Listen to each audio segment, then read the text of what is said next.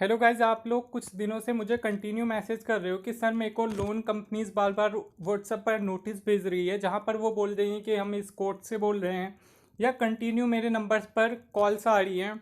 उन सारी चीज़ों के बारे में बताऊंगा, और साथ में आपको ये भी बोला जा रहा है कि रिकवरी एजेंट को हम आपके घर पर भेज रहे हैं 7 दिन के अंदर, या 1 घंटे के अंदर, 2 घंटे के अंदर, या 1 दिन बाद।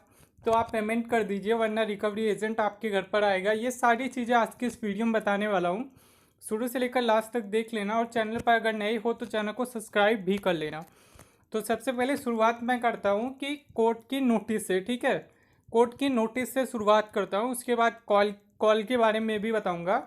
उसके बाद मैं लास्टली आपका जो कवर करूँगा सारी चीज़ें, तो इस वीडियो को शुरू से लेकर लास्ट तक देख लेना। रिकवरी एजेंट के बारे में भी बताऊँगा।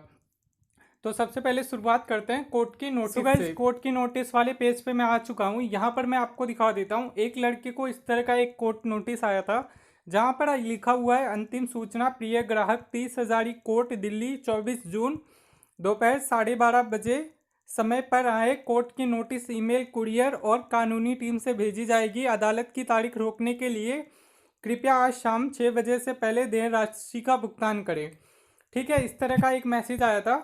और ये मैसेज की रियलिटी क्या है वो मैं आपको बता देता हूँ। एक्चुअल में ये कोई कोर्ट नोटिस नहीं होती है, ये लोग खुद ही अपना व्हाट्सएप पर है ना, खुद ही टाइप करते हैं।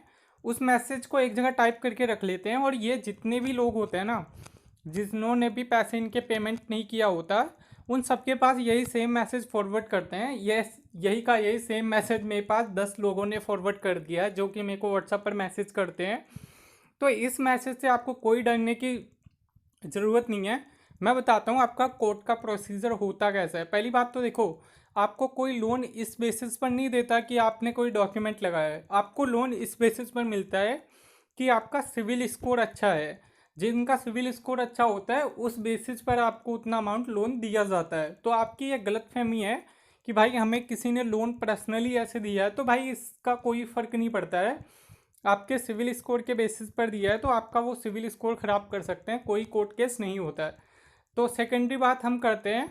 सेकंड चीज़ कि भाई हमें कॉल आ रहा है, तो कॉल आ रहा है तो भाई देखो, सीधा आप एक बार फ़ोन उठाओ, उन्हें बोल दो कि सर देखो, मेरे पास अभी पैसे नहीं हैं तो मैं अभी पेमेंट नहीं कर सकता, लेकिन जब मेरे पास पेमेंट आएगा 1 महीने, 2 महीने, 3 महीने बाद, तब मैं पेमेंट कर दूंगा। ये बोलो, फ़ोन कट करो एंड उसके बाद नंबर्स ब्लॉक कर दो। उसके बाद है ना, फ़ोन को प्लेन मोड पर डाल दो या कुछ भी कर दो, लेकिन फ़ोन मत उठाओ। जितनी देर आप बात करोगे उतना देर आपको वो लोग पैनिक करते रहेंगे, आपको दबाव में डालेंगे, वो लोग पैनिक करेंगे और आपका दिमाग ख़राब होगा और आप सोच नहीं पाओगे। भाई अगर मेरी बात सुनो, अगर मान लो कोर्ट केस होता, ठीक है, एक आप लोग बार बार बोलते हो कि कोर्ट केस हो जाएगा, मान लो अगर आप पर कोर्ट केस हो सकता कोई 5, 10, 20 हज़ार रुपए के लोन के लिए, तो भाई वो कंपनीज कब का कोर्ट केस कर देती ना। आपको व्हाट्सएप पर कोई फ़ोन लगा के ये थोड़ी बोलेगा कि हमने आपको नोटिस भेजा है और आप पर पुलिस केस हो चुका है। मतलब ये तो बिल्कुल ही मतलब यूज़लेस बात हो गई ना। और कोर्ट का प्रोसीजर क्या होता है वो मैं आपको बता देता हूँ, क्योंकि आप लोग बार बार है ना, हर 5 मिनट के अंदर पैनिक हो जाते हो और मेरे को मैसेज करते रहते हो। तो कोर्ट का प्रोसीजर क्या होता है वो मैं आपको बता देता हूँ। मान लो आपने कोई भी क्राइम किया, ठीक है, या कोई भी प्रॉब्लम है, ठीक है, आपका कोई सीन चल रहा है, तो आप सबसे पहले कोर्ट में जाते हो। कंपनी जाती है या कोर्ट में जो भी है, वो पर्सन जाता है वहाँ पर, वो रिपोर्ट लिखाता है। रिपोर्ट लिखने के बाद उसकी रिपोर्ट की कॉपी होती है एंड सेक्शन जो भी रहता है वो लगाते हैं। उसके बाद जैसे आप जहाँ पर रहते हो, आपके पुलिस स्टेशन में फॉरवर्ड किया जाता है आपके पर्टिकुलर एरिया के आसपास। जैसे आप वो कंपनी दिल्ली में रजिस्टर्ड है, ठीक है, और आपकी सिटी कहीं जयपुर है जैसे मेरी, तो वहाँ पर उस स्टेशन में फॉरवर्ड किया जाएगा, जयपुर के किसी मेन स्टेशन में।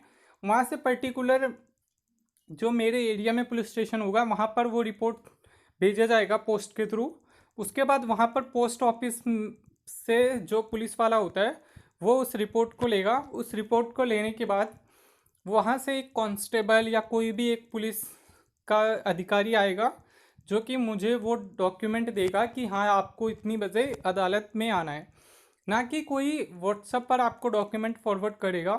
और भाई कोई कंपनी 10-20 हज़ार रुपए के लिए आप पर कोई वकील का इतना बड़ा खर्चा नहीं करेगी। ये सब सिर्फ ऑनलाइन जो कंपनियां हैं ना वो बेवकूफ़ बनाने के लिए ऐसी चीज़ें करती हैं। और सीधे आप अगर कॉल से परेशान हो, एक बार आप उठाकर बोल दो कि भाई अभी पैसे नहीं है, जब मेरे पास आएंगे तब मैं पेमेंट कर दूंगा, अभी नहीं है तो अभी मत मांग, बार बार मेरे को डिस्टर्ब मत कर। यह बोलकर आप फ़ोन कट कर दो या नंबर ब्लॉक कर दो, या जो भी आप कर सकते हो वो आप कर दो। उसके बाद है ना, थर्ड चीज़ के बारे में बात करते हैं, रिकवरी एजेंट्स के बारे में। रिकवरी एजेंट है ना 90% फ्रॉड होते हैं।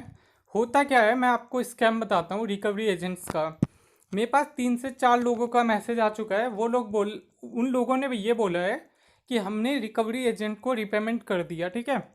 किसी ने 1,000 रुपये लिया था, उस बंदे ने एक बार 900 या 1,000 रुपये रिपेमेंट कर दिया। उसके बाद बीच में उसने 200-300 रुपये फिर रिपेमेंट कर दिया, और फिर उसने एक और बार रिपेमेंट कर दिया। ऐसे करके उसने 1,000 रुपये का 1,500 या 1,600 रुपये रिपेमेंट कर दिया। और अभी भी उसका पेटीएम एप्लीकेशन में 6,500 रुपये दिखा रहा है, जबकि 1,000 का, और 1,000 रुपये लिया था उसने, 1,500 रुपये पहले से ही रिपेमेंट कर चुका है। तो ऑनलाइन कंपनियां जो रिकवरी एजेंट्स होते हैं वो स्कैम कैसे होते हैं मैं आपको बता देता हूँ, थोड़ा सा देखना। होता क्या है, जैसे देखो कंपनी है ना दिल्ली या बैंगलोर या मुंबई में रजिस्टर्ड होती है। मान लेते हैं दिल्ली में रजिस्टर्ड है, और आप कहीं एमपी में रहते हो, यूपी में रहते हो, बिहार रहते हो, झारखंड, या जैसे मैं राजस्थान में रहता हूँ। तो वो क्या करती हैं, ऑनलाइन है ना आपकी सिटी का नेम डालती है और रिकवरी एजेंट लिख देती हैं। वहाँ पर ऑनलाइन किसी भी पर्सन को कांटेक्ट करती है, एजेंसी या पर्सन को कांटेक्ट करती है। उन्हें बोलती है कि भाई हमारा इतना पैसा है इस पर्सन के पास, इसने हमारी कंपनी से ऑनलाइन लोन लिया था और इसने रिपेमेंट नहीं किया है, ठीक है। रिपेमेंट नहीं किया है तो आप वो क्या करते हैं, आगे से आपको एक प्रिंट आउट, एक पेपर है ना जो भी आपका लोन का प्रोसीजर का पेपर होता है, वो पेपर उसके पास भेज देती हैं फ़ोन में। वो बंदा अपने फ़ोन में लिख कर लेकर चला जाता है सामने, आपको बोलता है कि सर आप पेमेंट करो, आपने इस कंपनी से लिया था। तो भाई एक नंबर के फ्रॉड बंदे होते हैं। होता क्या है, एक बार तो ये ऑफिशियली आ जाते हैं, ठीक है। तो अगर आपने पेमेंट इन्हें कर भी दिया तो भी ये आगे कंपनी वालों को नहीं बताते हैं कि उन्होंने पेमेंट कर दिया। ये बोलते हैं कि पेमेंट नहीं किया है, और ये आगे बताते भी नहीं हैं। ऐसे करके 4 बंदे आ चुके हैं मेरे पास। एक बंदे का था 15,000 रुपये, ठीक है। उसका उन्होंने इंटरेस्ट लगा के 25K बना दिया था। 25K बनाने के बाद उस बंदे ने 20K मतलब 20,000 रुपये उसने कैश पेमेंट किया। 20,000 में उसने सेटलमेंट किया। सेटलमेंट होता 15,000 का है, उसको बेवकूफ़ बना के 20,000 में सेटलमेंट कर दिया। उसके बाद उस बंदे ने एक भी रुपये आगे कंपनी वालों को बताया ही नहीं। उस बंदे का 6 महीने हो चुका है अब तक। 6 महीने से वैसा को वैसे एप्लीकेशन में दिखा रहा था, और एप्लीकेशन में अभी तो 35,000 दिखा रहा है। मतलब ये सोचो, उसने 15,000 लिया, उसने 20,000 रुपये में सेटलमेंट करके लोन क्लोज करने के बारे में बात कर ली एजेंट से, और उसने पैसे लिए और बंदा गायब हो गया।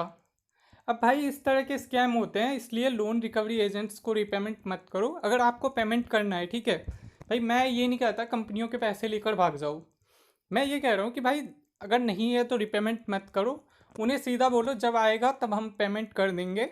और आप है ना डायरेक्टली कंपनी को ही फ़ोन लगाकर पेमेंट करके उन्हीं से ही बात किया करो पेमेंट के बारे में।